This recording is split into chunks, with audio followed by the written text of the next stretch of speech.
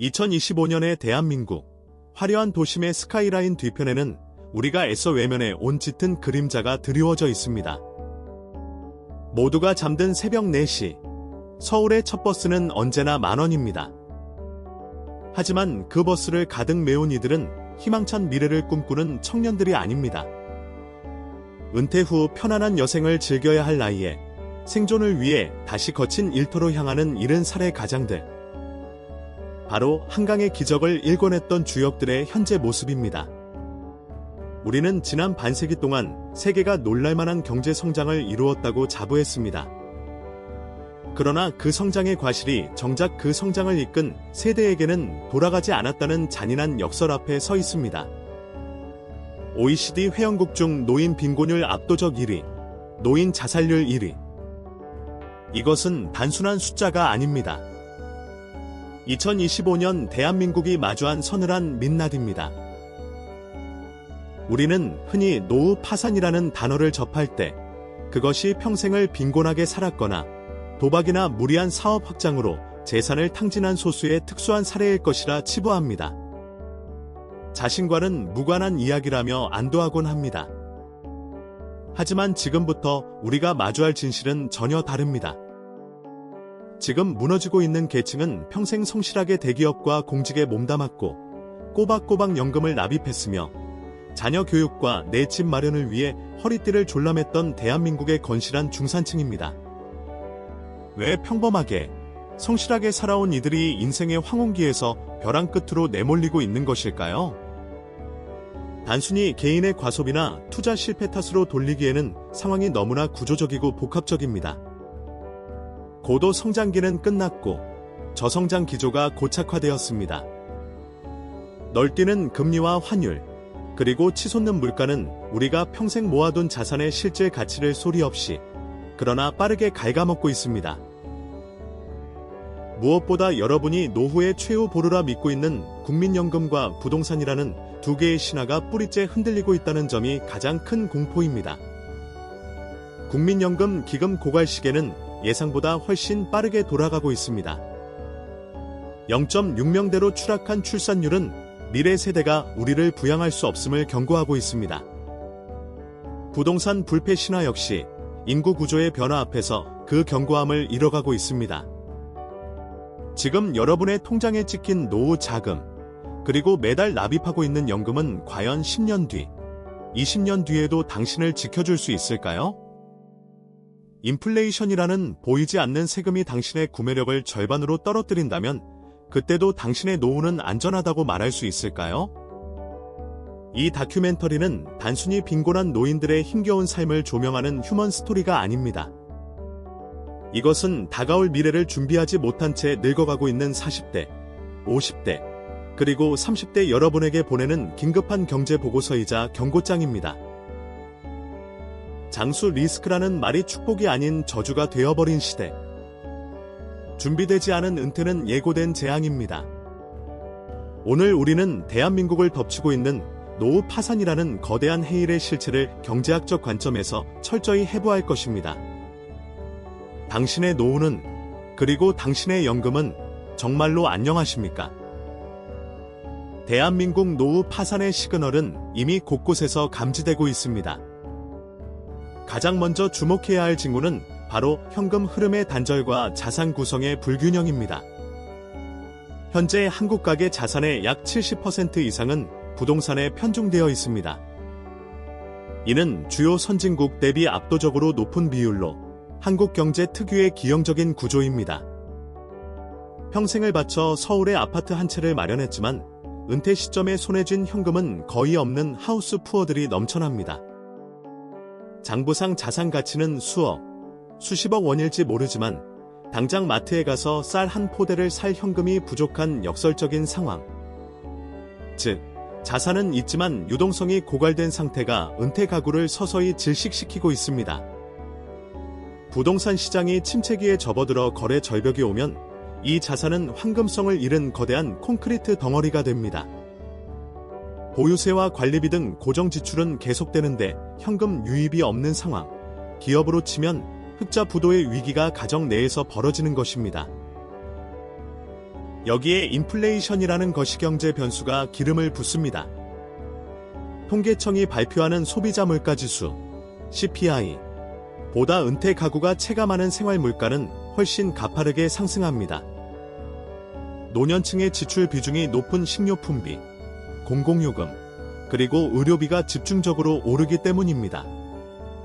20년 전 가입한 개인연금 상품이 약속했던 월 100만 원은 현재의 화폐 가치로 환산했을 때 그 구매력이 현저히 떨어져 있습니다. 화폐 가치의 하락 속도를 연금 인상분이 따라잡지 못하는 실질 소득의 감소가 매년 누적되고 있는 것입니다. 이는 마치 가만히 서 있는데도 발밑에 땅이 꺼지는 것과 같은 공포입니다. 더욱 심각한 징후는 부채의 질적 악화입니다. 과거에는 은퇴 시점에 대출을 모두 상환하는 것이 일반적이었으나 최근에는 주택담보대출을 안고 은퇴하는 비중이 급증하고 있습니다. 금리가 1%포인트만 올라도 고정 수입이 사라진 은퇴자에게는 가처분 소득의 20에서 30%가 증발하는 충격으로 다가옵니다. 또한 성인이 되어서도 부모에게 경제적으로 의존하는 자녀, 이른바 캥거루족의 부양 부담은 노후 자금의 고갈 시점을 앞당기는 결정적 요인입니다. 자녀의 결혼, 주거 지원을 위해 무리하게 대출을 받거나 퇴직금을 헐어 쓰는 순간 빈곤의 나락으로 떨어지는 것은 시간 문제입니다. 지금 우리 사회 곳곳에서 울리는 파열음은 단순한 개인의 불운이 아니라 구조적 붕괴가 시작되었음을 알리는 명백한 경고음입니다. 그렇다면 이 경제적 재앙은 도대체 어떤 원리로 작동하여 개인의 삶을 파괴하는 것일까요? 노후 파산의 메커니즘은 자산 가치의 환산과 현금 흐름의 붕괴가 맞물리는 지점에서 시작됩니다. 경제학적으로 볼 때 은퇴자의 재정 건전성을 위협하는 가장 치명적인 공식은 R가 아닌 IR의 상황, 즉 인플레이션, I, 이 자산 수익률, R을 초과하는 구간의 장기화입니다. 지난 수십 년간 우리는 부동산 불패 신화 속에서 자산 효과, 웰스 이펙트에 취해 있었습니다. 아파트 가격이 오르면 실제 내 손에 쥔 현금이 늘어나지 않아도 부자가 된 것 같은 심리적 안정감을 느끼고 소비를 유지했습니다. 하지만 금리 인상과 인구 감소가 맞물려 자산 디플레이션이 시작되면 이 효과는 정반대인 역자산 효과로 돌변합니다. 평생 모은 자산의 명목 가치가 하락하기 시작하면 공포심리가 작동하여 소비가 위축되고 이는 다시 내수 경기 침체와 자산 가격 추가 하락이라는 악순환의 고리를 형성합니다. 더욱 무서운 것은 유동성 함정입니다. 은퇴자가 보유한 부동산은 하락기에는 매수자가 실종되어 사실상 거래 불능 상태가 됩니다. 급전이 필요해 시세보다 20%, 30% 싸게 내놓아도 팔리지 않는 상황. 이것이 바로 부동산의 배신입니다. 이때 금융 시스템은 냉혹하게 작동합니다. 주택담보대출 비율, LTV, 관리가 엄격해지고 금리가 오르면 이자 부담은 기하급수적으로 늘어납니다. 매달 들어오는 연금은 뻔한데 은행 이자가 그 연금의 절반을 갉아먹기 시작하는 순간 은퇴자의 현금 흐름은 마이너스로 돌아섭니다. 부족한 생활비를 메우기 위해 예금을 깨고 보험을 해약하고 결국에는 사채나 고금리 카드론에 손을 대면서 파산의 급행열차를 타게 되는 것입니다. 거시경제적 관점에서 보면 국가 신용도와 환율의 변동성 또한 은퇴자의 식탁을 위협합니다. 한국의 국가부도 위험을 나타내는 신용부도스와프, 시데스, 프리미엄이 상승하거나 원화 가치가 폭락하면 에너지와 식량을 해외에 의존하는 한국의 특성상 수입 물가가 폭등합니다. 이는 고정된 연금 소득으로 살아가는 은퇴자에게 직격탄이 됩니다. 명목 소득은 그대로인데 밥상 물가와 난방비가 2배로 뛰는 현상. 이것은 단순한 물가 상승이 아니라 화폐 가치 하락에 의한 구매력의 강제적 박탈입니다. 중앙은행이 물가를 잡기 위해 금리를 올리면 부채 상환 부담이 터지고 금리를 낮추면 물가와 환율이 통제 불능이 되는 딜레마. 이 거대한 경제의 톱니바퀴 사이에서 해지, 수단이 없는 개인 은퇴자들은 가장 먼저 그리고 가장 처참하게 짓눌리게 됩니다. 이것이 바로 우리가 마주한 시스템적 빈곤의 실체입니다. 이 비극적인 시나리오는 과연 대한민국만의 특수한 상황일까요? 불행히도 우리는 앞서 이 길을 걸어간 국가들의 처참한 실패 사례를 목격하고 있습니다. 가장 먼저 시선을 돌려야 할 곳은 우리의 미래라고 불리는 일본입니다. 2014년 일본 네스케가 방영한 다큐멘터리 노인 파산은 충격 그 자체였습니다. 병원비와 요양비가 연금 수령액을 초과하는 순간 평범한 중산층 노인이 어떻게 빈곤의 나락으로 떨어지는지를 적나라하게 보여주었기 때문입니다. 일본은 우리보다 훨씬 탄탄한 내수 시장과 막대한 해외 순자산을 가진 경제 대국임에도 불구하고 장수의 악몽을 피하지 못했습니다. 단신 세대의 증가, 고독사, 그리고 연금만으로는 생활이 불가능해 편의점 도시락으로 끼니를 때우는 일본 노인들의 모습은 10년 뒤 우리에게 닥칠 예고편과도 같습니다. 하지만 한국의 상황은 일본보다 훨씬 심각합니다. 일본은 고도 성장기에 축적해둔 막대한 가계 저축이라도 있었지만 한국의 노인 빈곤율은 일본의 2배에 달하며 자산의 대부분은 현금화가 어려운 부동산에 묶여있기 때문입니다. 국가의 재정 위기가 개인의 노후를 어떻게 파괴하는지 보여주는 가장 극단적인 사례는 그리스입니다. 2010년 남유럽 재정 위기 당시 국가부도 직전에 몰린 그리스 정부가 가장 먼저 손을 댄 것은 바로 연금이었습니다. 국제통화기금, IMF과 유럽연합의 구제금융 조건에 따라 그리스는 10여 차례에 걸쳐 연금을 삭감했습니다. 그 결과 연금 수령액은 반토막이 났고 평생 국가를 믿고 세금을 냈던 은퇴자들은 하루아침에 빈민으로 전락했습니다. 아테네 광장에서 무료 배급을 받기 위해 길게 늘어선 노신사들의 모습은 국가 경제 시스템이 붕괴했을 때 국가가 지급을 보장한다는 약속이 얼마나 허무하게 깨질 수 있는지를 증명합니다. 이것은 단순한 복지의 축소가 아닙니다. 국가가 국민과 맺은 사회적 계약의 파기이자 신뢰의 부도입니다. 하이퍼인플레이션을 겪은 아르헨티나나 베네수엘라의 사례는 더욱 공포스럽습니다. 살인적인 물가 상승은 평생 모은 현금 자산의 가치를 휴지 조각으로 만들었습니다. 은행에 수십억 원이 있어도 빵 한 조각 사기 힘든 상황. 화폐 가치가 무너진 사회에서 은퇴자의 저축은 아무런 안전장치가 되지 못했습니다.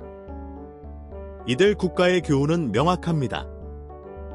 개인의 노후 준비가 아무리 철저해도 국가 거시경제의 펀더멘털이 무너지면 개인의 삶은 속수무책으로 휩쓸려 나간다는 것입니다. 지금 한국 경제는 일본의 인구구조, 그리스의 재정 경직성, 그리고 신흥국의 통화 변동성을 동시에 안고 있는 복합위기 상황입니다. 우리는 과연 타산지석의 교훈을 얻을 수 있을까요? 아니면 그들보다 더 가파른 절벽으로 떨어지게 될까요?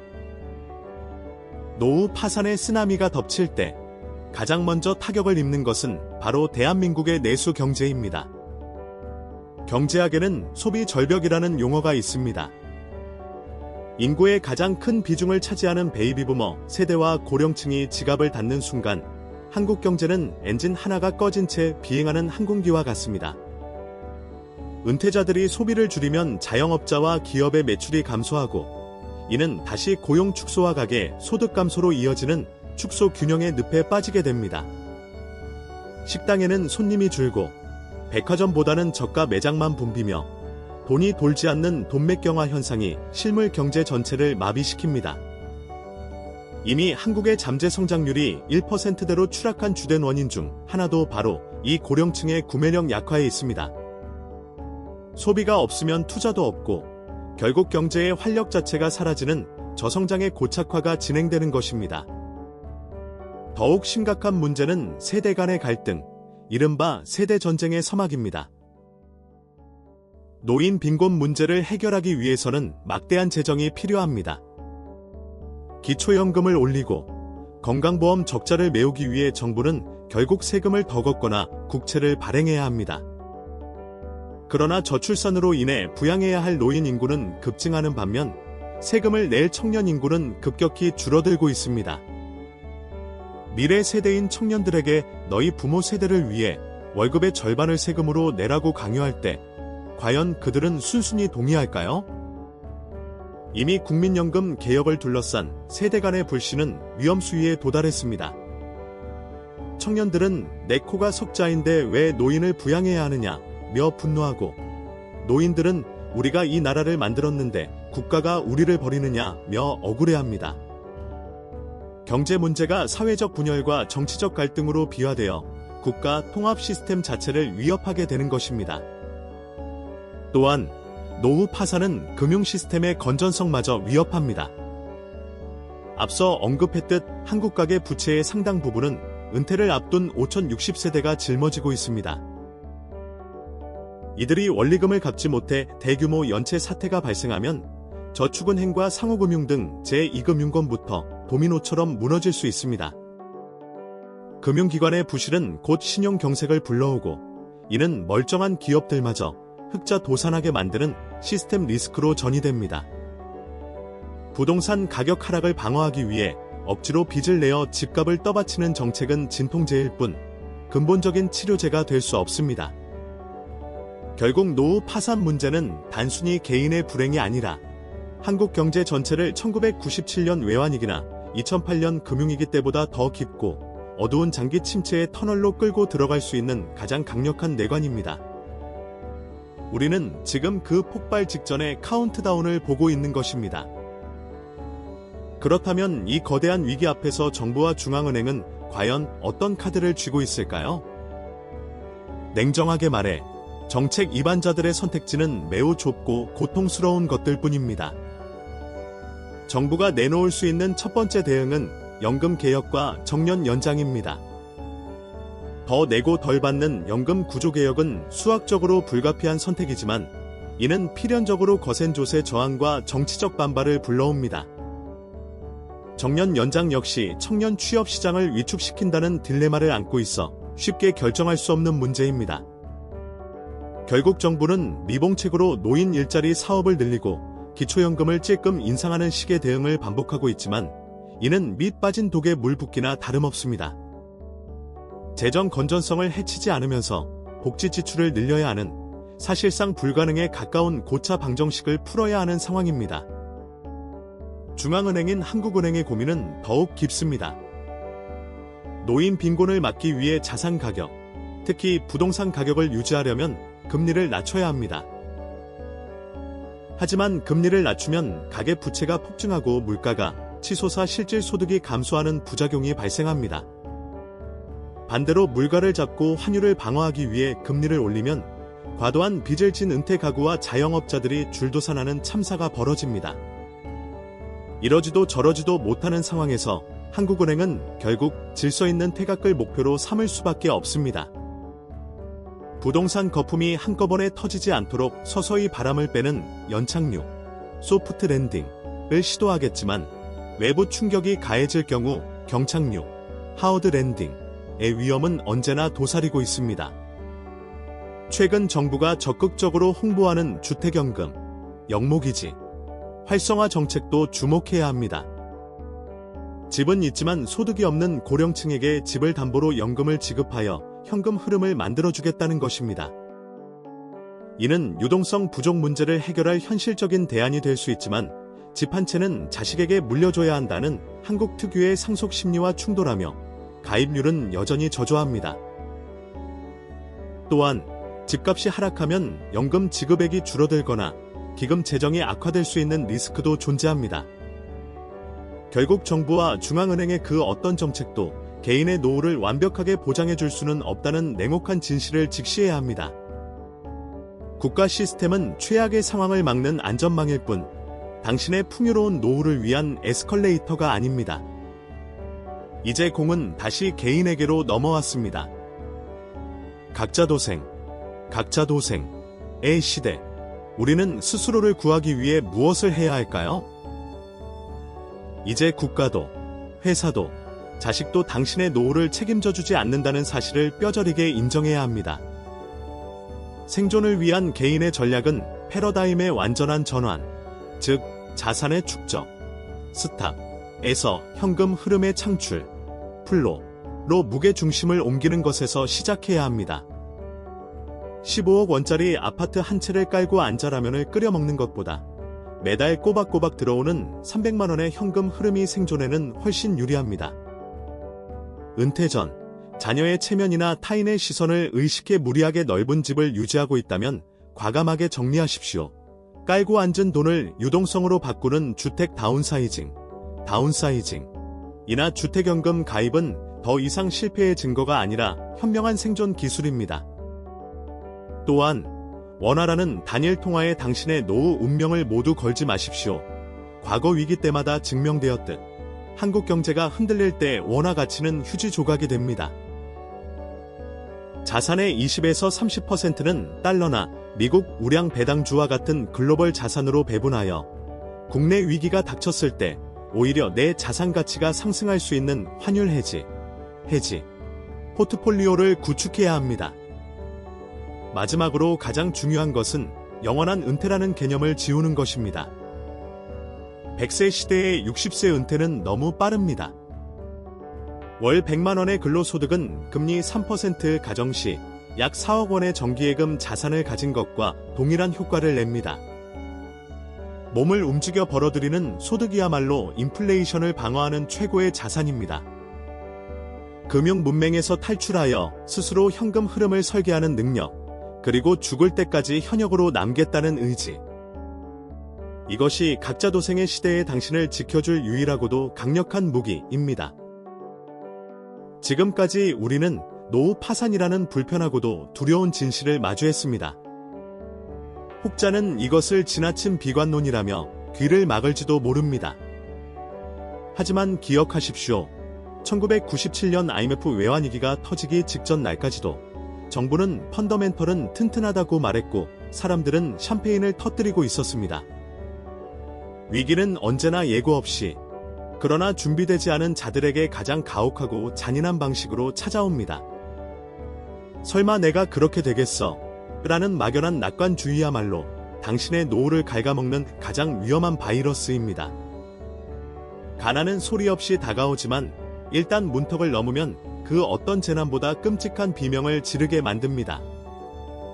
지금 당신이 서 있는 곳은 안전합니까? 아직 기회는 남아 있습니다. 지금 당장 스마트폰을 켜고 당신의 가계부와 연금 예상 수령액을 확인하십시오. 오늘 당신이 무심코 긁은 신용카드 할부금, 남들에게 보여주기 위해 소비한 명품, 그리고 귀찮다고 미뤄둔 재테크 공부가 20년 뒤 당신이 머물 요양원의 등급을 결정하고 당신의 식탁 위 메뉴를 결정할 것입니다. 준비된 자에게 장수는 신의 축복이지만 준비되지 않은 자에게 장수는 끝이 보이지 않는 형벌입니다. 빈곤한 노후는 단순히 돈이 없는 불편함을 넘어 인간으로서의 존엄과 품격을 잃어버리는 비극이기 때문입니다. 우리는 이제 선택해야 합니다. 끓는 물속의 개구리처럼 서서히 다가오는 파국을 멍하니 기다릴 것인가? 아니면 지금이라도 뼈를 깎는 노력으로 미래의 방주를 지을 것인가? 이 다큐멘터리가 당신의 잠든 위기의식을 깨우는 서늘한 경종이 되었기를 바랍니다. 당신의 남은 인생 40년, 그 긴 항해를 지켜줄 구명정은 오직 당신의 결단과 행동으로만 만들 수 있습니다. 지금이 바로 당신의 인생에서 가장 빠른 골든타임입니다. 마지막으로 묻습니다. 당신의 연금은, 그리고 당신의 미래는 안녕하십니까?